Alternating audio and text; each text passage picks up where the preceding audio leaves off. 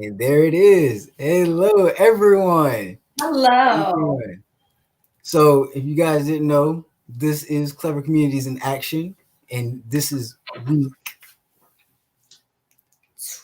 13? It's been a lot of them. 13? Yeah, no, 13. 13. That's 1, 2, 3, 4, 5, 6, 7, 8, 9, 10, 11, 12, 13. This is 13 weeks. 14. Everybody. 14 weeks. 14 weeks. There it is. Now you got it. My helpers are helping me out. With this one. And we've been doing this for quite some time now. And for those of you who don't know, we are the Virtual Village Influencers 2020 for Clever Communities in Action. I'm Jameer. And I'm Ayana. Yeah, and we're a part of Team Beyond the Book. And these are my siblings who are part of the Literacy Gang. And they'll be on with us a little bit later reading. But what we do at Clever Communities is that we really push literacy and culturally affirming literature at that for Black youth. And we really want to make sure that we have a strong foundation here, even amid all of the social conflict and the turmoil regarding the current social climate and COVID-19, which is why Ms. Starr and Mr. Jordan came together to make this virtual village to ensure that even though we might not have been in person with our read-ins, we could come into your homes and you could fellowship with us. Come on. Oh, they're so cute. Yeah. You're doing a lot. You're doing a lot right now. We got our premium member of our literacy gang, Shania. Hey, good evening, Shania. What's happening? Good evening. See? Hi, Shania. Man, great. So we all know that we're here for just a great time to fellowship. But before we get into that, we have something special for you. He says something special for you. Look, mommy, community in action. But oh my, let us down to that. Look, daddy, there's a book for me too. But oh my, let us down to that. Creative, affirming, and culture for me too. Look, granny, and let us down to that. Look, granny, and let us down to that. Look, granny, and let us down to that. Learning and exploring about history, you see. Look, mommy, and let us down to that. We confident, we practice, and develop fluency. Look, daddy, and let us down to that. Families, they bond and they representing me. Look, granny, and let us down to that. Look, auntie, and let us down to that. Nice, I see, let us down to that. So reliable, culturally relevant. Sit back and listen to the wisdom while we represent. So reliable, culturally relevant. Readers to leaders, they hold it down where they have to sit. So reliable, culturally relevant. Sit back and listen to the wisdom while you represent. So reliable, culturally relevant. Readers to leaders, they hold it down, yeah, they have a sit. Look, mommy, community in action. Well, oh my, let us down to that.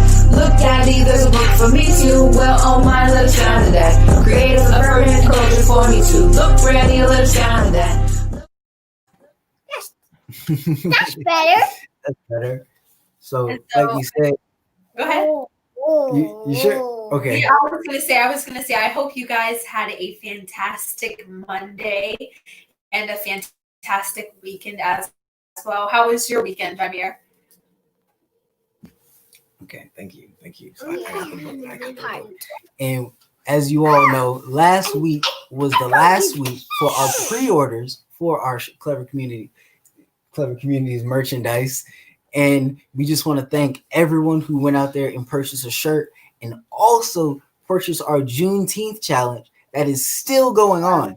And just a quick rundown about what those shirts were is that all of the proceeds went back to Clever Communities. So it was another way for you to invest in your community and make sure that our virtual village grows and that we are reaching all the children out there, all the families, all the homes who are negatively affected with the abrupt end of school and the just the tumultuous social climate that has been our world as of now. So we just really want to thank you all, and we can't wait to see everyone in the virtual village wearing those nice shirts. I know I got mine. I know my grandma got mine and her aunt and my aunts. So I just can't wait to see everyone out there.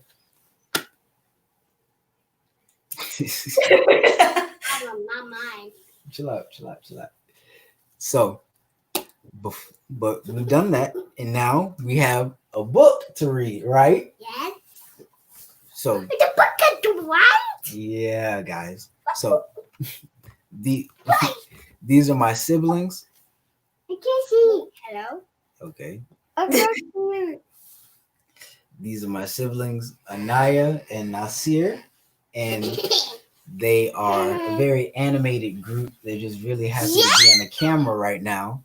But they'll be reading the story of rap with me. Now, do you guys want me to read with you, or you and Nasir? Me and Nasir. Okay, so you gotta help Nasir, okay? So we're gonna let them get on there, and I'm gonna leave. Wait, Nasir. I'm gonna hold this, and you gonna read it, okay? Okay. Okay. Let me see. I'll hold it. Ready? So here, I'll go ahead and take myself off. And What back part of time? Gotcha. Okay, wait a second. What the part of time? No. I don't. It's like going the opposite way. Now, What because you don't know how to the use it. part of Okay. time? Let's do it like this. Let's do it What like the this. part of time? Rap was born way back in 70 New York City at the pawn time. What the pawn time? Nasir, you gonna help repeat? Or you just gonna keep saying once at a time?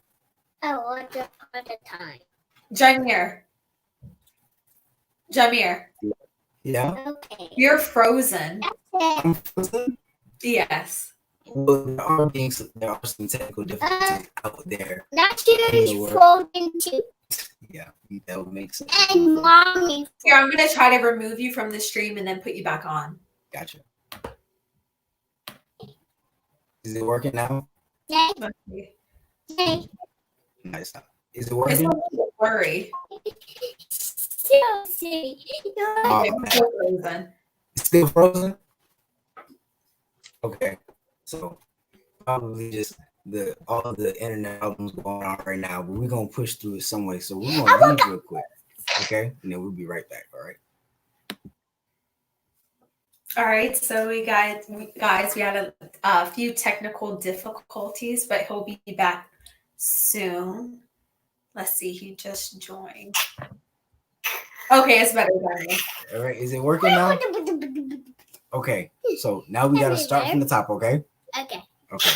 So you gotta sit up, Rap was for rap.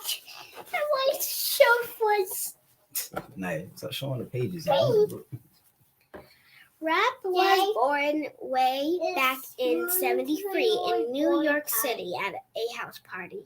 There it is.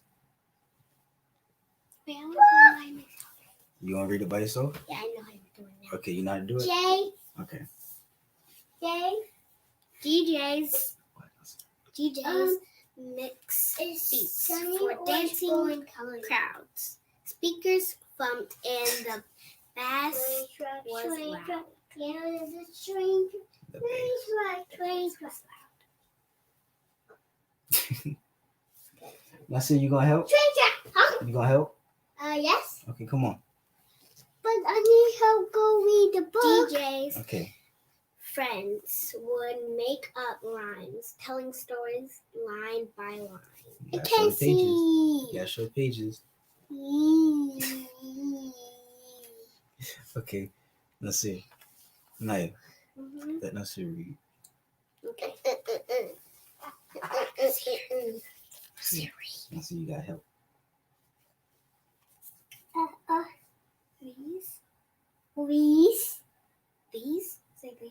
These rhymes,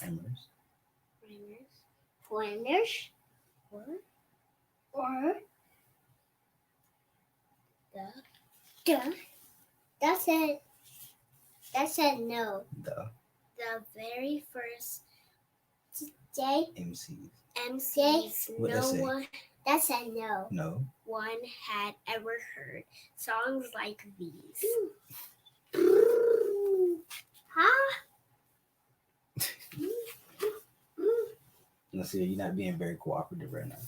Then came the great Grandmaster. Grandmaster Flash, who taught us how to mix leaving? and You leaving? scratch.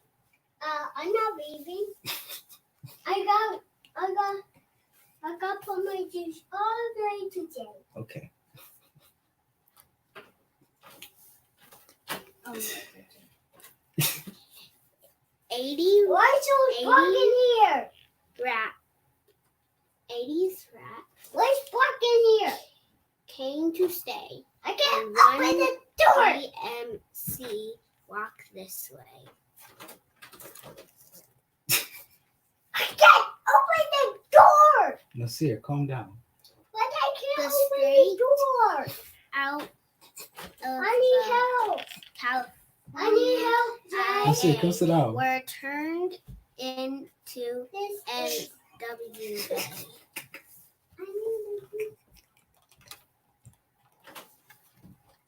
This new sound spread so far and wide, no one could stop it.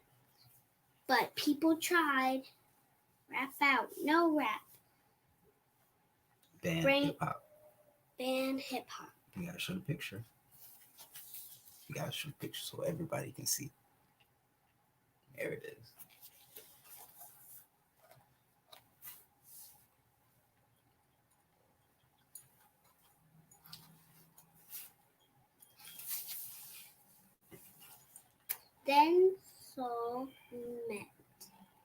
Then soulmate.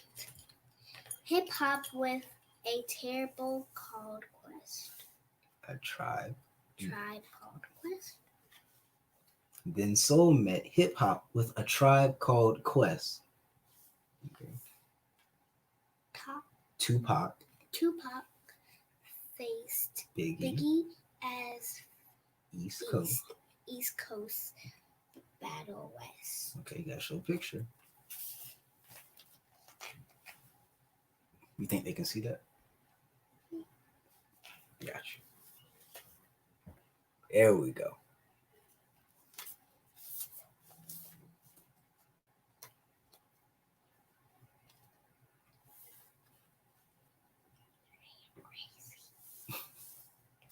'90s rap held a message.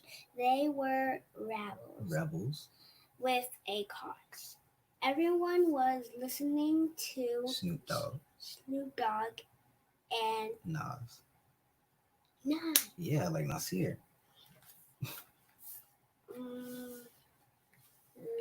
Lauren Hill and Had a voice.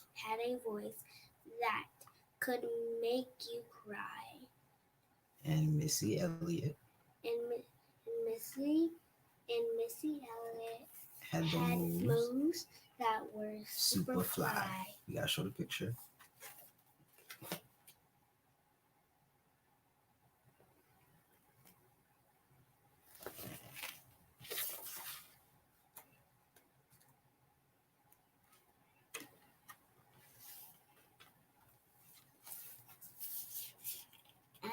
Now you read No. Kendrick's Kendrick's Staying Humble Staying Humble. and Kanye. And Kanye showed us. Kanye And Kanye. And Kanye. showed us Showed- Jesus. Jesus. He has no eyes under there. Jay-Z, Jay-Z has The Flow. flow that will never ever leave us. Wow, there's a lot of black singers. Rap is for the people, just like from the start. It's more than music. It's a work of heart. You gotta show the picture. You didn't show it last time. And I that's didn't it. show this one. Oh, I feel like I did it. I'll show this again. Okay, no. So that's the end of the book. Nasir was supposed to read with us, but he went and acted his age.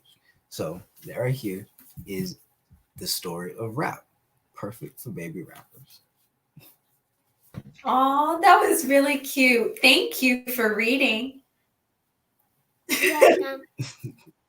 Jamir, can you tell us how old they are? I think Nana can. Okay, So I am 7 years old, and my little brother is 4 years old. Mhm. Oh, you're so cute. Can you tell us a little bit more about yourself? Well, my favorite color is like all the type of blues, and my special favorite color was black and white. Mhm. Ooh. Okay, and tell them what grade you going to. I'm going to 2nd grade. Mhm. That's so cute. And my little brother, he's not in school. He's kind of getting big. So I feel like one day he will go to preschool. Or Head Start. Oh. Would you be sad when he goes to school? Now I'm gonna be happy for him because now he can learn. Oh. Because a lot of stuff he just like mumbles it up with a lot of words. He's still figuring some stuff out when it comes to articulating his feelings. But that's it. You good? You got anything else you want to say to everybody at home? Everybody at home, make sure you stay safe from the coronavirus. Okay, good job. Take the book with you. Label. Thank you. Oh, you're such a good older brother.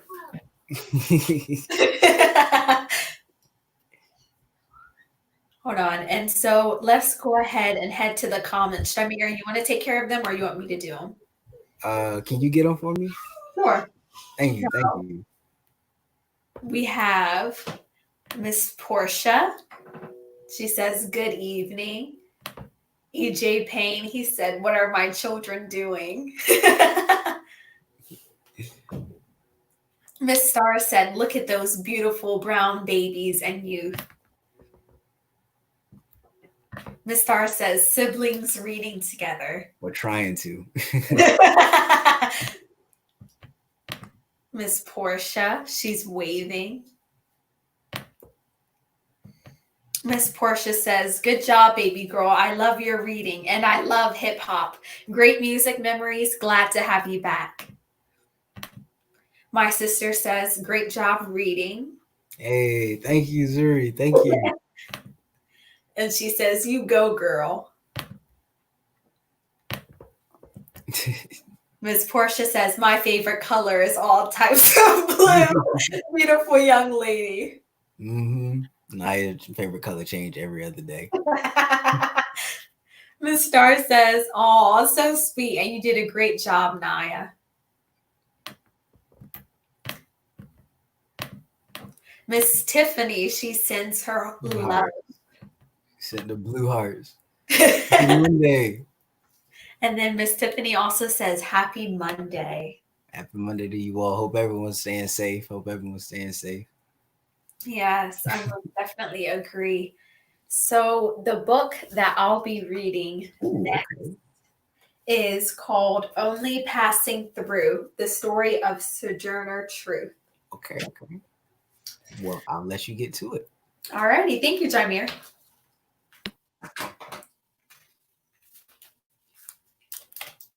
Okay, Only Passing Through.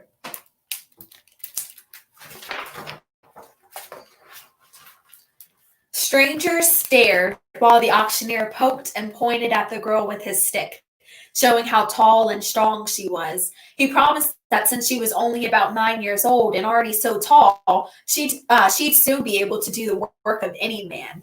The girl's owner had died, and his property, which included a few slaves, was being auctioned off to pay his debts.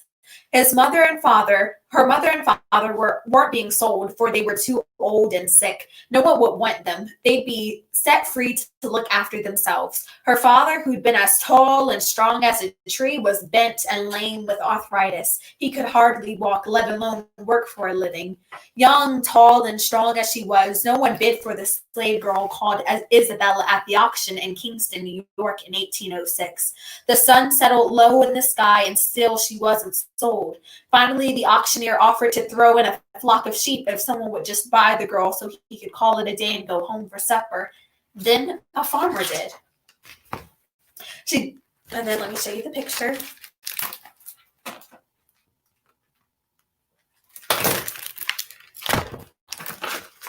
She didn't understand a word her new owner said.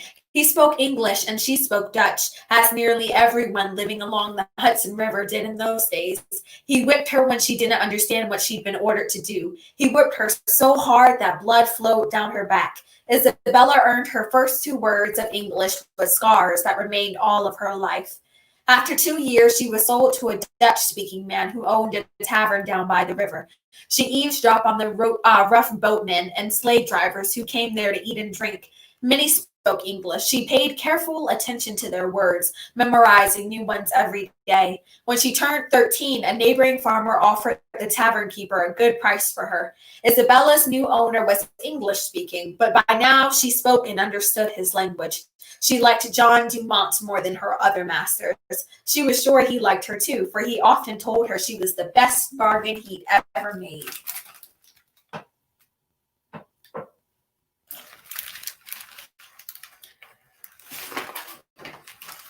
By the time she was 16, Isabella was 6 feet tall and could do the work of any man, just as the auctioneer had promised. She was also old enough to have children who would be slaves for Dumont. So her master gave her to one of the other slaves, an older man named Thomas, to be his wife. Isabella wouldn't have chosen Thomas for a husband had she been given a choice, but slaves didn't have a choice in such matters. She and Thomas had 4 daughters and a son. Every night, Isabella prayed Dumont wouldn't sell them to an owner who lived far away, as had happened to her brother and sister. Isabella's mother had often told the story of the morning when her little boy and girl raced from the dark cellar where they lived. They'd heard the jingling of sleigh bells and were eager to investigate. The stranger driving the sleigh had grabbed the children, shoved them into a box, locked it, then driven off.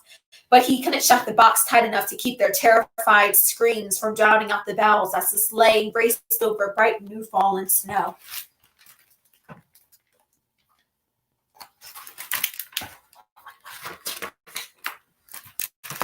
Her mother never told her this story without breaking down in sobs. Her parents never stopped grieving for their lost children, and their pain became Isabella's own. It was something they passed on to her just as surely as her father passed on his great height and strength. Sometimes she wondered what it would be like to not have to dread such things. When Isabella was alone, she looked to the stars, for that was where her mother had told her that God lived. God, who looked out for their long-lost children wherever they were, and Isabella too. She often talked to God and believed she heard him answer. Sometimes she asked if a day would ever come that she would be free. One day an answer came, not from God, but from John Dumont. In 1825, when Isabella was 28 years old, Dumont told her that he decided to reward her for her hard work by freeing her in a year. She didn't know his offer wasn't as generous as it sounded. In fact, he was required to set her free in 2 years. Slavery was gradually ending in New York. A state law had been passed in 1817, decreeing that most adult slaves were to be set free on the 4th of July, 1827. Dumont knew that, but Isabella didn't.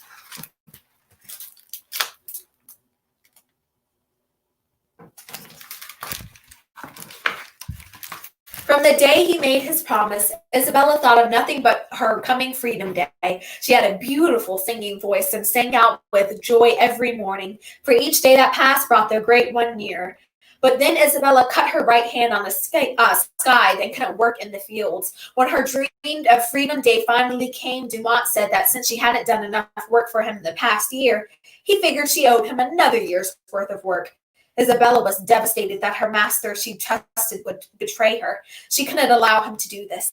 She spent the next few days spinning every last bit of wool that had been sheared from Dumont's sheep. She planned to leave no work undone. She'd leave no reason for her children.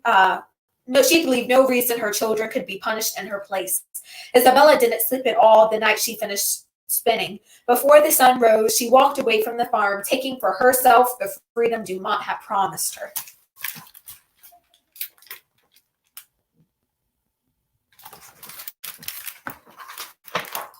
A few miles away lived a couple named Isaac and Maria Van Wagner. Isabella had heard that they believed it was immoral to own slaves. She asked if she could board with them and work for wages wherever she could. The Van Wagner said yes. Dumont came looking for her. He didn't have to look far. He'd already guessed where he'd find her. When he demanded that Isabella come back to the farm with him, Isaac Van Wagner knew the law was on Dumont's side. He acted quickly, offering to buy her for $20. Dumont pocketed the money and left. As soon as he was gone, Isaac told Isabella he brought her only so Dumont couldn't take her back. He knew that Isabella would have to be cruelly punished for running away. Made an example to her other slaves, so he bought her. Even though he knew no human being had the right to own another, now he was setting her free. Isabella wept with joy. Her dream of freedom day had finally come. It was a few days late, but it finally came. It may have been from Isaac or Maria that Isabella first heard Bible stories. She was deeply moved by them, especially the one about Moses leading his people out of bondage in Egypt. He had succeeded. He had set those slaves free. Isabella saw how tragic things could happen to people, but how it turned into stories that gave strength and inspiration to others. She began to believe that strong words such as those in the Bible had a power as great as a master's whip.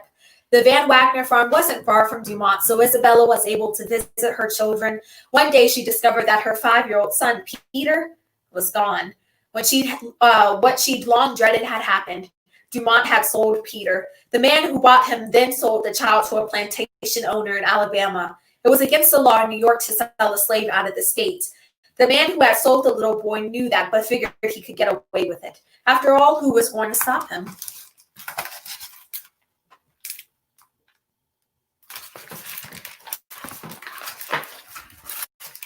But he didn't know that the Van Wagners had been telling Isabella about many laws of the state and country in which she'd been born. She knew that what Peter's new master had done was illegal. She made up her mind to go to court and have her child brought back to New York where he belonged. She found a lawyer who agreed to help her. As she stepped into the courtroom to plead her case, Isabella felt a strange new sensation.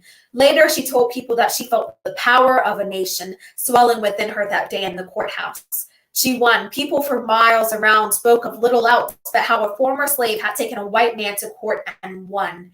No one had ever heard of such a thing. Slaves didn't do such things. Women didn't do such things, but Isabella did.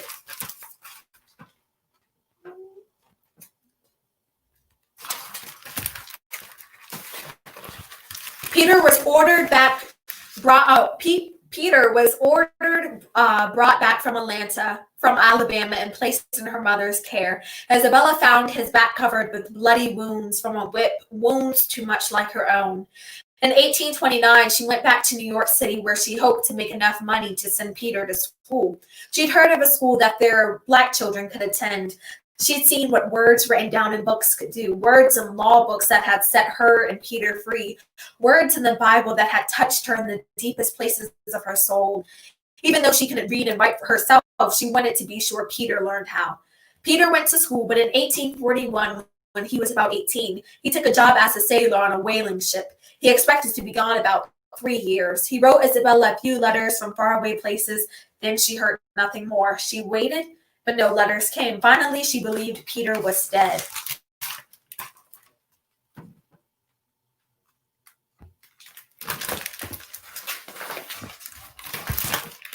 In 1843, Isabella woke from a vivid dream. A voice had told her she must leave New York. It said she was meant to travel around the country, telling of her time in bondage, telling people what it was like being a slave. She had to be a voice for all the silent slaves still in bondage. It was a powerful call. Isabella was sure it was God telling her to do this. She only had 25 cents which she put in her apron pocket. She tied her few possessions together in a pillowcase, closed the door behind her, and began walking toward the rising sun. She crossed from Manhattan to Brooklyn on the ferry, then walked into the green countryside of Long Island. As she walked, memories of her life found words, and many were those she'd first heard in the Bible. One was sojourner. Isabella knew it meant someone who was only passing through, staying a while, then moving on to another place. She now believed that she was meant to be a sojourner, always moving on to spread her message, and she knew she'd never serve any master but the truth.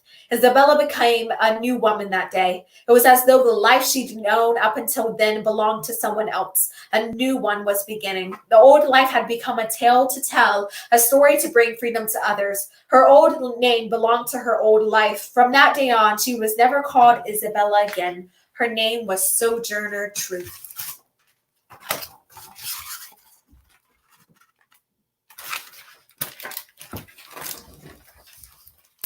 She crossed Long Island Sound by ferry to Connecticut. Wherever she went, she worked in fields, cleaned houses, did laundry, and told her story to whoever would listen.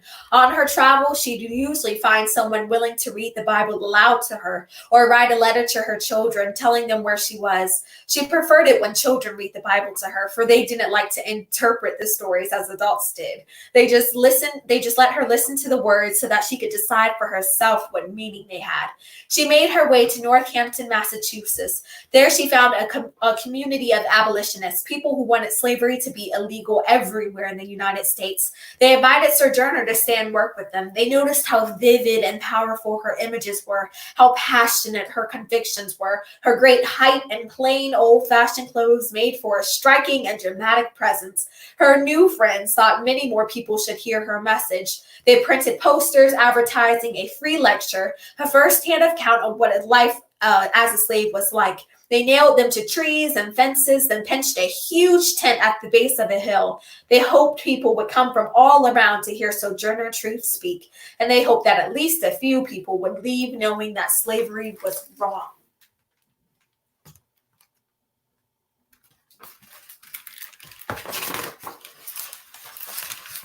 On the evening of the gathering, many people did come, too many. Among the mostly curious or compassionate crowd was a gang of young men who'd been drinking whiskey. They carried sticks and shouted that black people were inferior to whites, that no slaves should be free. They'd obviously come looking for a fight and soon threatened to burn down the tent full of people. It was dangerous for Sojourner to be seen, let alone heard, as long as those men were there. She was the target of the drunken bullies were looking for. She hid behind the tent, and her friends told her to stay there until the constable came to arrest the men. Sojourner sat huddled in darkness, waiting for the shouting and fighting to stop. As she sat shaking with terror, she felt ashamed as well. She wasn't being true to her calling. She couldn't stay hidden like that. She had to find the courage to say what needed to be said.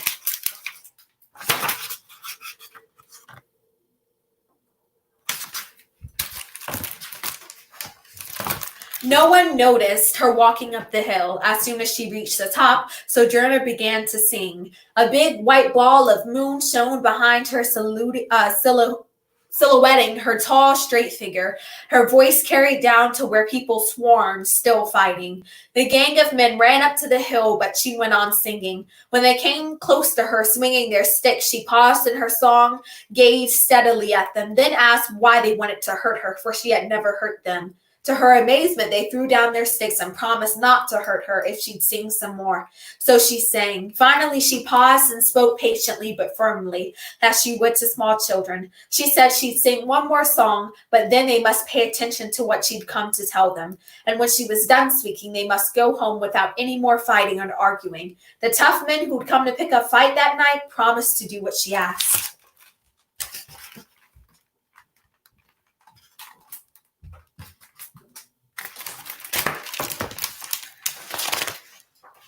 Sojourner Truth found strong words for the message she had to deliver. She stood tall and dignified as a queen while she told many terrible truths about being a slave, of children stole from their parents, of slaves crowded together in damp and filthy cellars, of masters who died leaving their slaves to the whims of others. She told about her father, a lame old man who froze to death alone in a shack in the woods. She told of the beatings where scars never healed. But Sojourner also told of the triumphs of taking freedom for herself and using the law to bring her son back.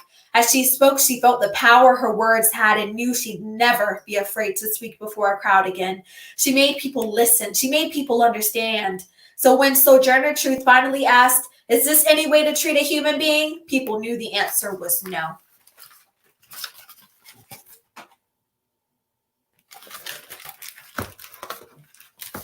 She wandered for many years, a tall, dark figure in plain gray clothes, wearing a white cap on her head.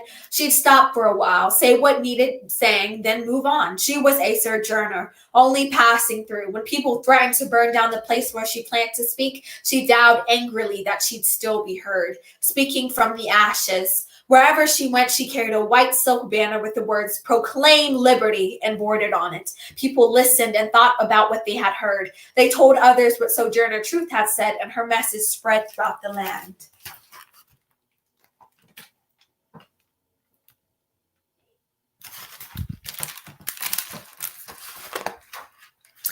And that is the end. The book was called Only Passing Through, the story of Sojourner Truth.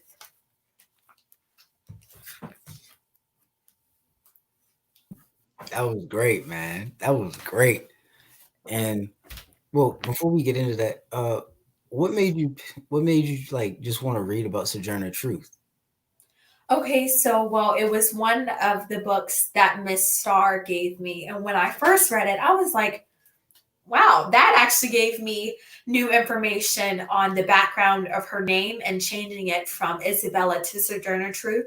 So I felt that was a powerful book with a powerful message. So that's why I chose that one. Great, great. And I'm just gonna pull some comments right here, but here we go. Miss Tiffany said that you just amazing energy, and something that I do enjoy about you, Ayana, is that when you read with such passion that the words are like paintings, like you can see everything so vividly when you read, and it's just so much expression. Oh, And thank then you, Bryant. we have Miracle, who Oh, that's my best friend in the comments. we love to see the support. We love to see the support. And like she said, reading with expression, and then she called you your bestie, and that's what you do. Like you read with so much character into it. It really Oh, brings out thank the power you. of words. And then we have an empowering account of history. And Ayana, I could listen to you read all day, and that is a word. Thank you, Miss Starr. When you read, like everyone else feels it, everybody else knows it. When you read, you come with a fire with it, and it's so much conviction. That's what it is. It's that conviction that you display through your words. It really just brings everything together, and Oh, that's thank the you. star. And then your sister came, and she said that you did a great job, which Thank you you. did. You read with such a captivating voice, Ayana, and that's Miss Portia. And Thank you, Miss Portia. And thank you, Ayana. So we see why you chose that book. And how would you say like Sojourner Truth and her message and just her presence in her like life force could be displayed and used as a model for young Black women, especially at a time like this, where a lot of the times throughout history where Black women have been relegated and pushed to the margins of society? How would you say that Sojourner sort of can be proved to the forefront as a being, as a person to be admired? That's a good question, Jameer. You always have a way with words. I think that it's just a beautiful relevance from her story to today, and just a story of like admiration. So knowing that if she could do it during those times, that we can do it as a people now, and then being able to spread the word without fear when people threatened to burn down the place that she was going to speak. And she said that she would speak even in the ashes. So just knowing that you can speak and then captivate others and then also tell the truth and change people's mindset is very powerful and very influential and is needed in today's society. Definitely. And what I got from that, it was telling our young women and just our women in general, is just that like you need to be firm in your beliefs, because no matter what physical ailments or impediments that might come towards you, like you said, when they said she would speak in the ashes, is that all adversity will be surmounted because you have the faith in yourself to let it be known your truth and the truth of the world and the truth that needs to be spread. And I feel like she's just a strong character and definitely a matriarch of conviction, but also in that confidence in herself, because it must have been definitely scary being her, but knowing that a job must be done and going out and being that messenger and traveling to all these foreign places and letting each of those people know in those places that this is what's happening and that we must change this. And I feel like there are a lot of Sojourner Truths right now in the current time in using social media or going out into the fields of activism and letting everyone know that this is something that's happening and we need to change this now. And I just really thank you for choosing that book, because it really just puts it all together. Because I just got done reading about Frederick Douglass, so to see that other side, because Right. a lot of the times women get spoken over and just miss out on. So we really appreciate you coming in and just sharing that perspective with us, because it's a much needed and it's a much heated perspective. So thank you. I most definitely agree. But with that being said, ladies and gentlemen, we do have a few things before we wrap up here. I know it seems a little bit early, but for one,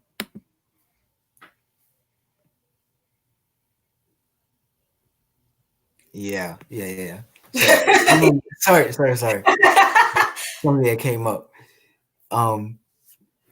So it's mostly the fact that this will be the last week for our virtual internship, and we just really want to thank everyone for coming out. And you'll hear more about that later on in the week. But keyword last week for our internship, which is what this was. The virtual village is still alive and strong. It's alive and well, and we'll just be moving to more auxiliary roles with that. And another thing is that our sign up sheet is something that really needs to be pushed, because as we continue to go on with this, because like we said, this is week, you guys know, 14. Yeah, right. Week 14, and we really want to make sure that, and we've known that our village is growing. We've seen the views. We see everyone in the comments. We see everyone who comes back and leaves these likes and these hearts. And we want to formally induct you into the literacy gang, which means you need a book, and you need to go to the Sign Up Genius that's right at the top of our Clever Communities page, and make sure that you just like sign in one of those dates. We typically have 3 readers a night, but unfortunately, as time has progressed, it's might be week 15. All we know is that we've been out here and we love you for it, and we've all just been fellowshipping for a really long time. But like, we really need more people to become active into the literacy game, because we're gonna have to wrap up a little bit early tonight because of a lack of readers. And we thank everyone who's a devout reader who comes in and just wants to share. But we also want to make sure that we actually get to know who else is out there, because we know that the literacy, like the virtual village, is huge and expansive. We want to make sure that we get everyone here right in the screen with us, so that way we can just talk it out and we can just like basically learn from one another, but most importantly, fellowship with one another. And that's really what I wanted to advocate for right there. And another thing is that while the pre-orders are over for the shirts, don't forget that you're just gonna have to be on the lookout when they come back, because I mean, there's still something that you can still come in, you can still get your merchandise. If you miss it this week, that's okay. Just be on the lookout for it. And when it does drop, you better make sure that you're on you're on it. You jump on it. But really want to make sure that people get on there. And the sign up sheet will be pinned at the top of our Facebook page. And it's really easy. It can be emailed and texted to family and friends or teachers. I know that I've talked to a lot of people in my circles, just making sure that we spread, because this is just something that is really important and it needs to be spread. And typically word of mouth goes a lot farther nowadays, because we have phones and we have computers, and word of mouth becomes word of cyberspace, and anything can be reached out there. So as long as you have a book that is culturally affirming, because that is the main mission of Clever Communities, is culturally affirming literature for Black youth, then we can make sure that we get you on here and you can fellowship with us. And that's really what we want. We just want to make sure that our village grows, and we want to make sure that everyone out there understands that from 7 to 8, Monday through Friday, this is the place to be, because it is. Yeah. And that's all the spiel you got from me. Ayana, you have anything? I also wanted to let you guys know that we have our 6 teen takeover nights, our sixth week. of doing Teen Takeover nights. So that starts at 7 and ends at 8. And we have in-depth discussions that's pertinent. It really needs to be said. And so I hope you tune into that on Wednesday as well. Most definitely. Team Takeover night every Wednesday for the past 5 weeks, about to be 6. And it's really been something special. You will definitely be seeing some clips out there about what we've been getting into. I know Ayana gave a nice word last week. Really, like she was really just in her duffel with that one. But as we are about to come to a close, we have Miss Portia. Miss Portia is a valiant and devout reader here. And she's just, we really thank Miss Portia. If you didn't know, she had her Still Our Eyes webinar, which is the 5th annual one.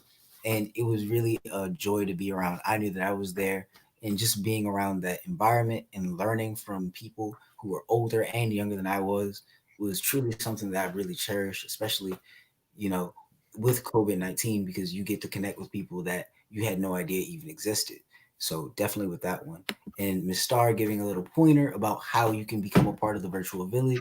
You can download culturally affirming books to read as well. And that's definitely something that you should know, because if you don't have a physical hardcover or paperback, you can always come out and just get a little downloaded book for like $1.99 or $3, and just come out there and make sure that the kids know that you stand with them during these times. And we're going to wrap this up with thank you, Miss Tiffany. Thank you. And thank you, Miss Starr. But Virtual Village 2020, we're kicking off Monday. It's going to be a great, beautiful week for everyone out there. Hope that you've all been staying safe. And with that, we love you, and we give you this. Look, mommy, community in action. But oh my, let us down to that. Look, daddy, there's a book for me too. But oh my, let us down to that. Creative, affirming, and culture for me too. Look, granny, and let us down to that. Look, granny, and let us down to that. Look, granny, and let us down to that. Learning and exploring about history, you see. Look, mommy, and let us down to that. We confident, we practice, and develop fluency. Look, daddy, and let us down to that. Families, they bond and they representing me. Look, granny, and let us down to that. Look, I'm here, let us down to that. Nice, I see, let us down to that. So reliable, culturally relevant. Sit back and listen to the wisdom while we represent. So reliable, culturally relevant. Readers to leaders, they hold it down where they have to sit. So reliable, culturally relevant. Sit back and listen to the wisdom while you represent. So reliable, culturally relevant. Readers to leaders, they hold it down, yeah, they have a sit. Look, mommy, community in action. Well, oh my, let us down to that. Look, daddy, there's a book for me too. Well, oh my, let us down to that. Creative, affirming, culture for me